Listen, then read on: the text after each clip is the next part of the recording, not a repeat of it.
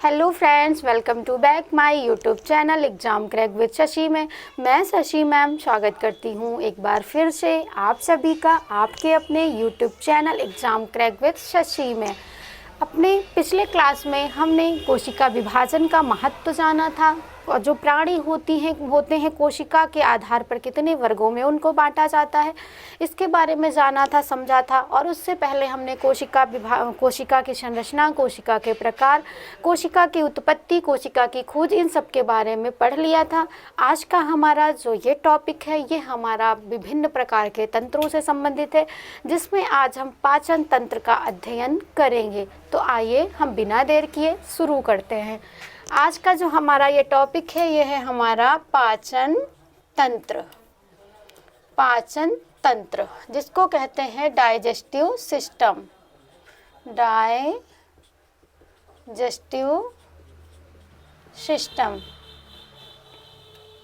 Digestive system, पाचन तंत्र।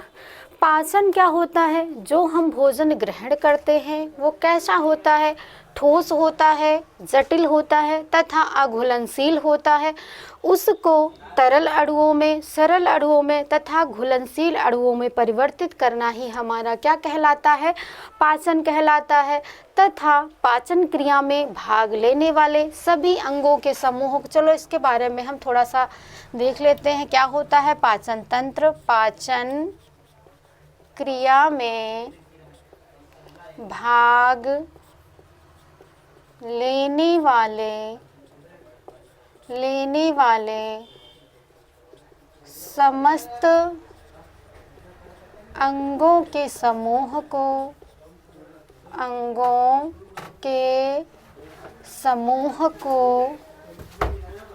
पाचन तंत्र अथवा संस्थान कहते हैं। पाचन तंत्र अथवा संस्थान कहते हैं। ये हो गया पाचन तंत्र। किसको हम तंत्र अथवा पाचन तंत्र अथवा संस्थान कहेंगे? पाचन क्रिया में भाग लेने वाले समस्त अंगों के समूह को पाचन तंत्र अथवा पाचन संस्थान कहा जाता है। अब जो ये पाचन तंत्र है, इसके मुख्य जो भाग होते हैं, पाचन तंत्र के मुख्य भाग होते हैं, ये दो प्रकार के होते हैं। पहला हमारा होता है कौन सा? दो होते हैं। पहला जो हमारा भाग है ये होता है हमारा मुख गुहा। पहला होता है मुख गुहा तथा दूसरा जो हमारा है ये होता है आहार नाल।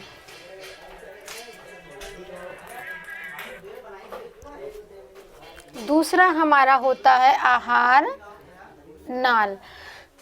पाचन तंत्र को कितने भागों में बांटा गया है? दो भागों में बांटा गया है। एक हमारा होता है मुख गुहा तथा दूसरा हमारा है आहार नाल। अब हम मुख गुहा में देख लेते हैं कि कौन कौन से अंग आते हैं हमारे मुख गुहा में। हमारे दांत आते हैं, दांत।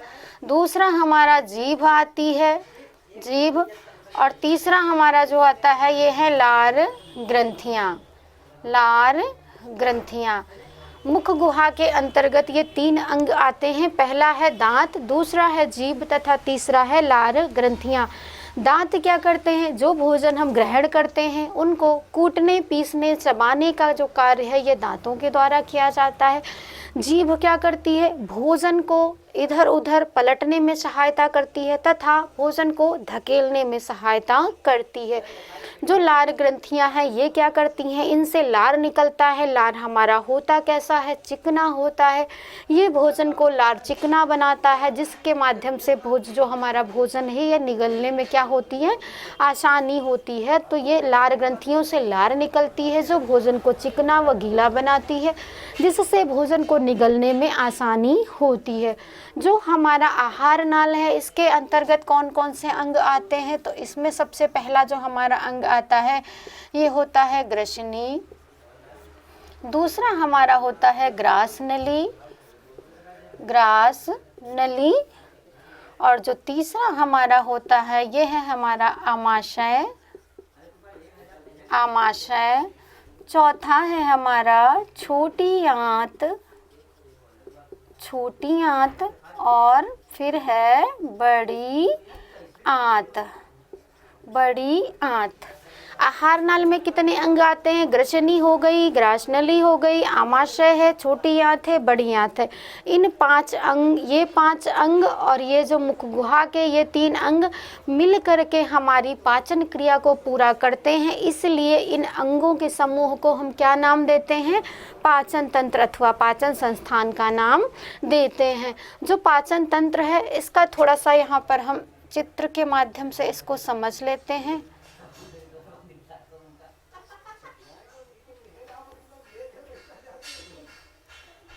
ये है और ये जो हमारी ग्रसनी है ये कहाँ से निकली हुई होती है? यहाँ से निकली हुई होती है। और ये ग्रसनी आगे चलकर 2 भागों में बट जाती है जिसको हम श्वसन तंत्र में पढ़ेंगे। ये हमारी ग्रास नली है और ये क्या है? ये यहाँ पर हमारा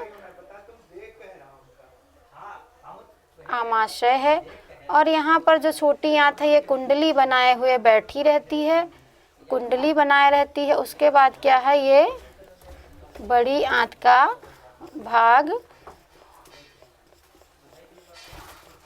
होता है। ये जो हमारे यहाँ पर क्या है? ये हमारा मुख गुहा है, यानी कि मुख है, मुख। और ये क्या है? ये हमारी ग्रसनी है, ग्रसनी। और ये हमारी क्या है? यहाँ पर ये एक ढक्कन लगा हुआ होता है, ये श्वास नली है, लेकिन श्वास नली का हम आगे अपने श्वसन तंत्र में पढ़ेंगे। ये हमारी क्या है? ये हमारी क्या है? ग्रास नली है, ग्रास नली। और ये क्या है? ये है आमाशय, आमाशय। और ये जो कुंडली बनाए हुए अंदर बैठी है ये आहार नाल का सबसे बड़ा भाग होता है। कौन सा? छोटी आंत, छोटी आंत। और ये जो इधर आसपास आपको दिख रही है ये है हमारी बड़ी आंत, बड़ी आंत। जो ये हमारी बड़ी आंत है, मुख गुहा में कौन कौन से अंग होते हैं? दांत होते हैं। दांतों का क्या काम होता है? दांतों को भोजन को कूटना, पीसना, चबाना, छोटे छोटे टुकड़ों में बांटना, ये किसका काम होता है? ये दांत का काम होता है। जीभ में ही हमारी लार ग्रंथियां पाई जाती हैं जिससे लार निकलती है। लार क्या करती है? भोजन को चिकना बनाती है, गीला बनाती है। फिर जीभ क्या करती है? भोजन को धकेल देती है। कहाँ पहुँचा देती है? ग्रसनी में पहुँचा देती है। ग्रसनी आगे चलकर 2 भागों में बट जाती है। एक होती है ग्रास नली तथा दूसरी होती है हमारी श्वास नली। भोजन ग्रसनी से ग्रास नली में आता है। ग्रास नली पाचन का काम नहीं करती है, भोजन को आमाशय तक पहुंचाने का काम करती है। ये जो हमारा आमाशय है थोड़ा सा और चौड़ा होता है। ये जो आमाशय है हमारा, भोजन 3 से 4 घंटा आमाशय में रुकता है। अधिकांश भोजन का पाचन जो होता है ये आमाशय में ही हो जाता है। जब हमारा आमाशय खाली रहता है तो ये कैसा होता है? निष्क्रिय होता है। जैसे ही भोजन यहाँ पर पहुँचता है आमाशय अपना काम करना शुरू कर देता है। जब भोजन का लगभग पाचन हो चुका होता है 3-4 घंटे के बाद हमारा जो भोजन है ये छोटी आंत में जाता है। छोटी आंत में भोजन का संपूर्ण पाचन हो जाता है, भोजन पूरी तरीके से पच जाता है।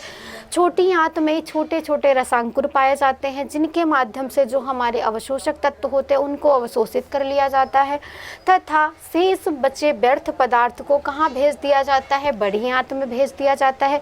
बड़ी आंत क्या करती है? जल का अवशोषण कर लेती है, खनिज लवणों का अवशोषण कर लेती है। अब शेष जो व्यर्थ पदार्थ बचता है उसको कहाँ भेज देती है? मलाशय में भेज देती है। जिस तरीके से पूरा का पूरा हमारा ये पाचन क्रिया कंप्लीट हो जाती है। आमाशय में ही हाइड्रोक्लोरिक अम्ल होता है जो भोजन को पकाने में, मथने में सहायता करता है। छोटी आंत में भी विभिन्न प्रकार के एंजाइमों से मिलकर के हमारा भोजन पचता है।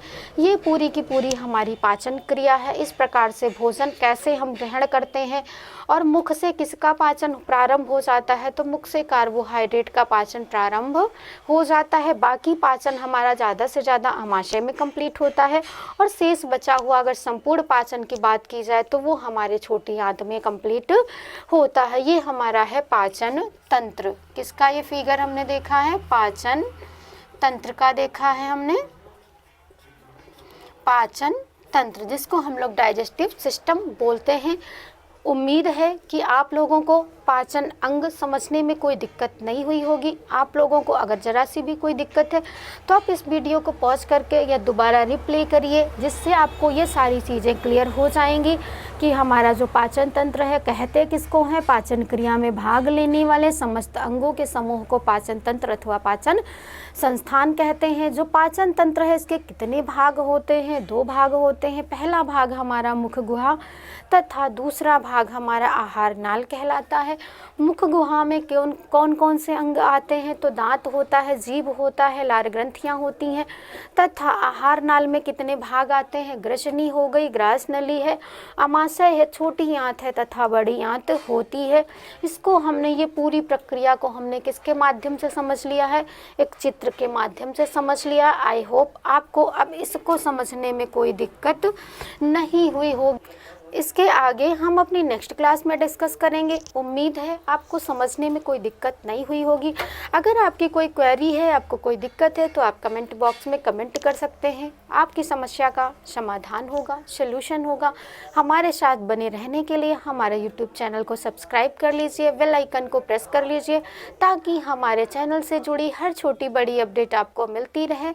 मिलते हैं अपनी नेक्स्ट क्लास में। Thank you.